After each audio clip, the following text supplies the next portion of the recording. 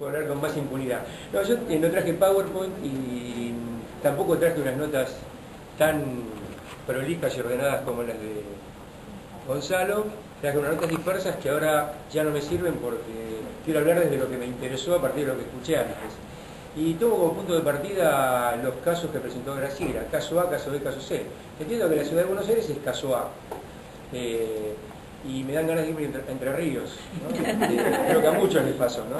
No sé si eso tiene traducción política, entiendo que también debe haber algo de eso, pero porque no son casuales esas elecciones. Mucha historia, poquísima historia.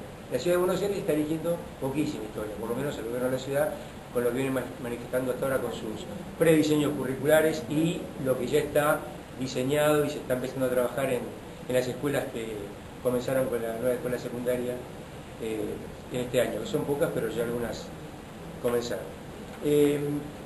Yo voy a entrar a la cuestión por el lado por una de las preguntas que nos dieron en la guía para hoy, que decía cómo evaluar ANES y dentro de estas la enseñanza de historia y ciencias sociales, qué ventajas y desventajas se encuentra, etc.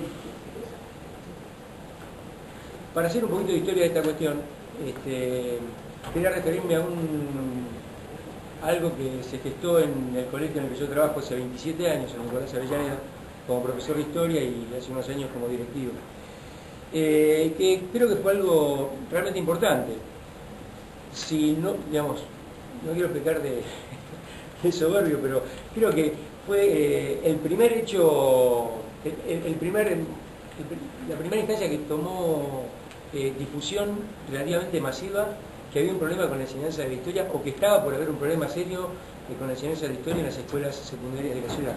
Hasta ese momento nadie hablaba del tema y cuando en las escuelas comenzamos a recibir los prediseños nos alarmó ver que no había historia en cuarto y quinto año y que la historia quedaba reducida a la especialización al orientado en ciencias sociales.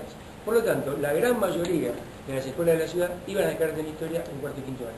Iban a dejar de tener geografía en cuarto y quinto año, iban a dejar de tener biología en cuarto y quinto año y muchas otras cosas y filosofía, que no iban a estar. Y que eran troncales desde siempre y consideramos que tienen que seguir siendo troncales para una buena historia, una buena educación secundaria. Nos llamó la atención y se nos ocurrió difundir la cosa. La primera idea que tuvimos para difundirlo fue generar un pequeño hecho mediático. Conocíamos a alguien que trabaja en Página 12, dijimos, bueno, hagamos una mesa redonda en el colegio, invitemos 2 o 3 historiadores que alguno conozca, alguno más o menos conocido, tal vez Página 12 mande un fotógrafo, un epígrafe de la foto y que el tema empiece a caminar. Y así empezó la cosa. Y la cosa tuvo una dimensión enorme que realmente nos desbordó, empezamos a mandar mails, empezó a ir un montón de gente. La pequeña mesa se transformó en una larga mesa a la que hubo que poner el límite y dijimos, bueno, hay lugar para tanta gente, hay tiempo para tanta gente. El lugar realmente se llenó de gente muy representativa de todos los ámbitos, del ámbito académico, investigadores, institutos del profesorado, profesores de escuela media, estudiantes, sindicatos. Y la convocatoria realmente fue muy plural, más de lo que nosotros imaginábamos, incluso desde lo ideológico, ¿no?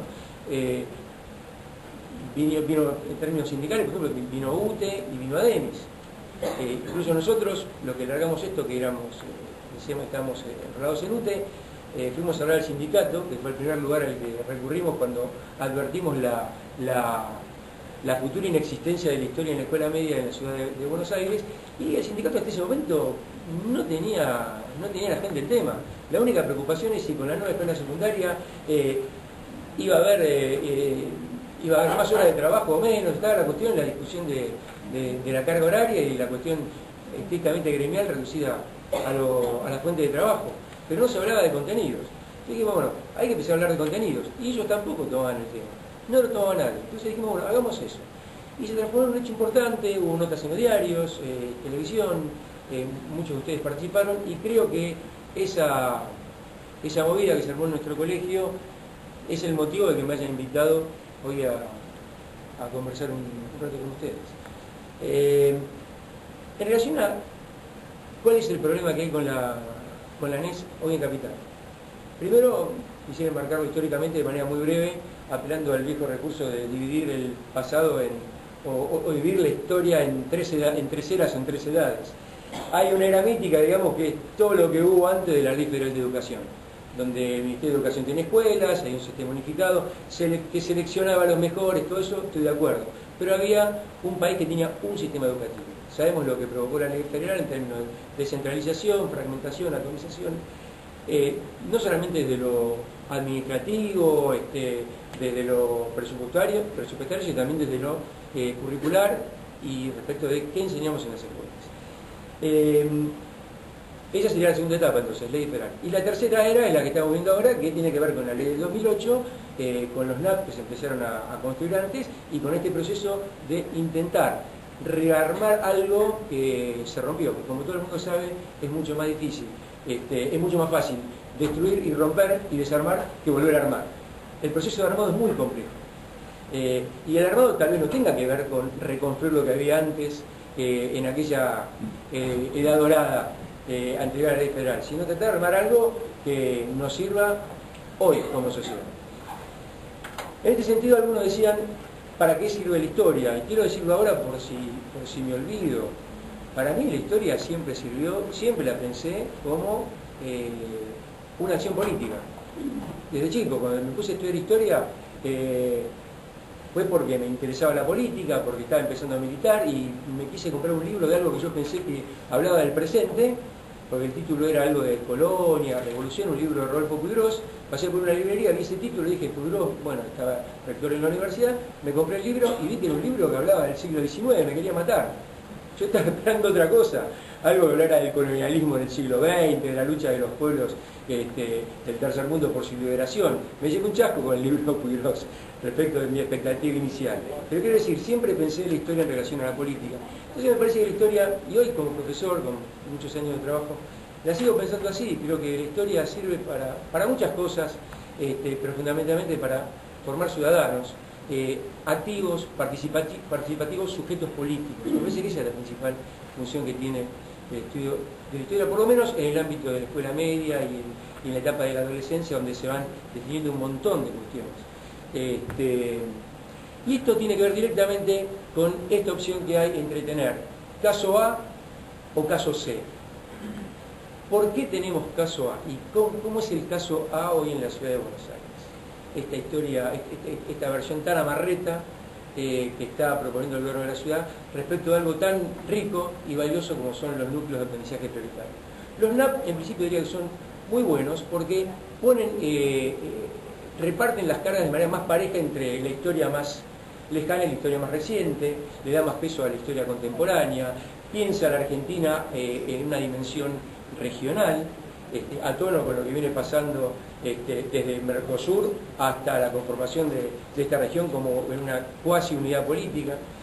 Entonces me parece que lo que hicieron los NAP es actualizar y poner en una propuesta de diseño curricular lo que ya se venía cambiando en las escuelas desde la década del 90 en adelante.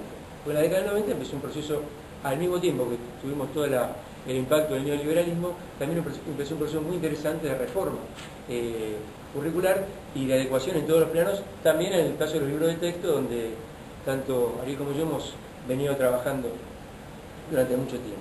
Entonces, esos NAP creo que vienen a poner al día un montón de cuestiones, y el Consejo Federal, en una de sus resoluciones, plantea que esos contenidos en el ciclo superior, o sea, tercero, cuarto y quinto año, se pueden dar en un año, en 2 años o en 3 años. Y ahí viene caso A, caso B y caso C. ¿Qué elige la ciudad de Buenos Aires? La versión más amarreta, en un año. Si la opción para la ciudad es esa, en términos prácticos, ¿a qué queda reducido el estudio de la historia argentina y de la historia americana contemporánea? Digamos, contemporánea en un sentido amplio, digamos, de fines del 19 hasta hoy. A un cachito de tercer año, a una partecita de tercero, digamos, al último trimestre del tercer año.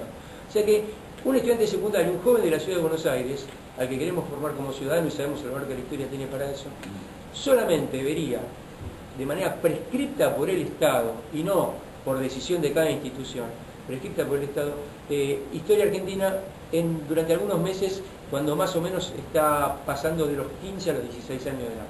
Muy poquito tiempo. Y creo que eso no se resuelve con más carga horaria en primero y en segundo año, porque no sé si vos te vas a referir un poco a la cuestión de lo que vino como contenidos para trabajar de primero a segundo, pero lo que viene planteado para trabajar de primero a segundo es desde Lucy hasta Alfonsín, digamos, del Australopithecus hasta la recuperación de la democracia. Si lo trabajamos con 4 horas semanales o con 25, el resultado va a ser más o menos el mismo. Un pibe tiene una capacidad de incorporación de información, de conceptualizar a los 13 y otra muy diferente a los 17. Los intereses de un chico de 13 y los de 17, que es un chico que está naciendo a la política en una sociedad que le dice podés votar a los 16, no tienen nada que ver. Entonces nosotros en una sociedad que le propone a los jóvenes que voten a partir de 16 años, le vamos a sacar la posibilidad de que se formen en su conocimiento de la historia argentina cuando tienen que empezar a votar.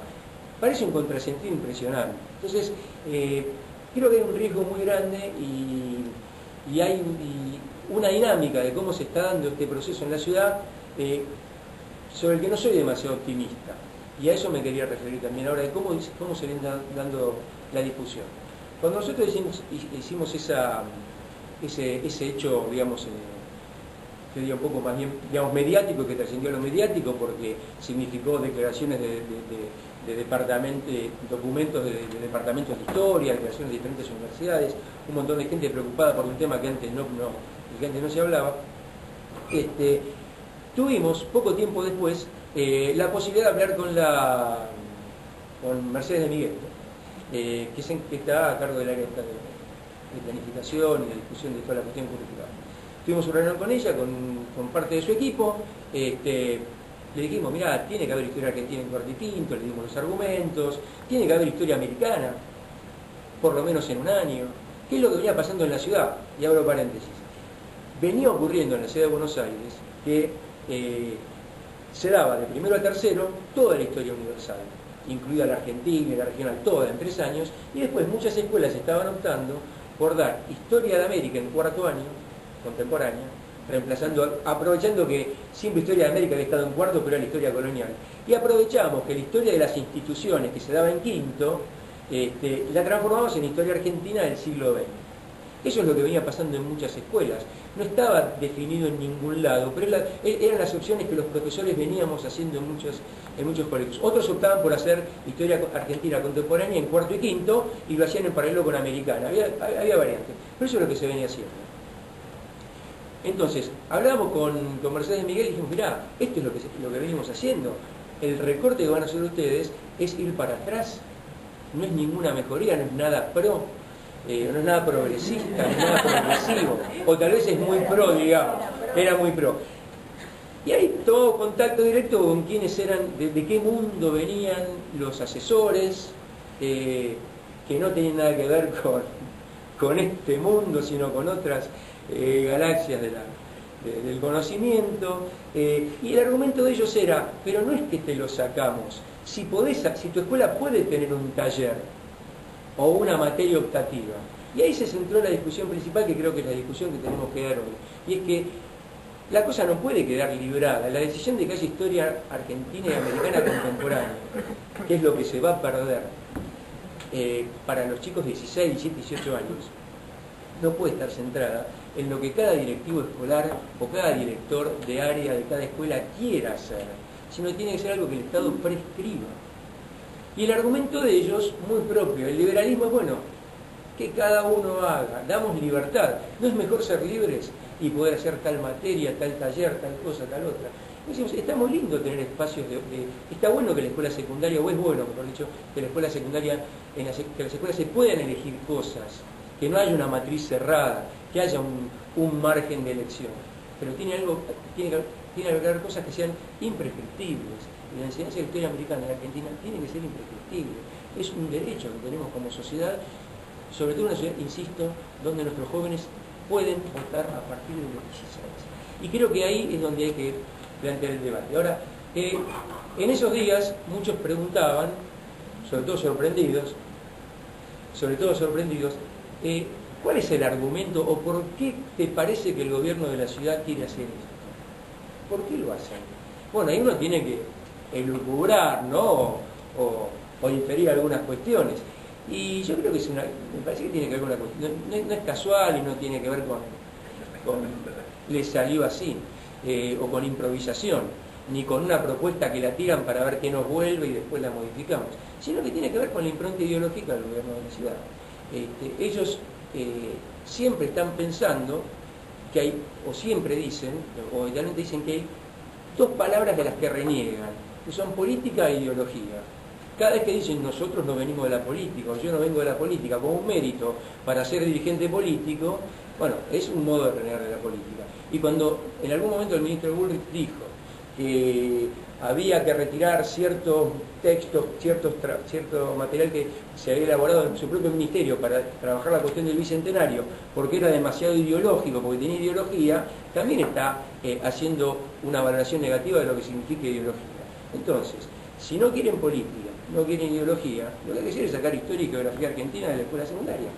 Yo creo que va por ahí la cuestión. Entonces me parece que lo que hay hoy es una lucha político-ideológica que trasciende o que es el núcleo de discusión, y que no se resuelve con modificar cargas horarias, sino con que el gobierno de la ciudad, no digo que va a estar en el caso C, porque estamos muy lejos del caso C, pero por lo menos que no quedemos reducidos al caso A. Me conformaría con que la ciudad quede como en situación B. Creo que en ese punto estamos de la discusión. Bueno, la verdad que tenía muchas cosas más, pero me voy a ceñir a la indicación que me dieron del tiempo. Gracias.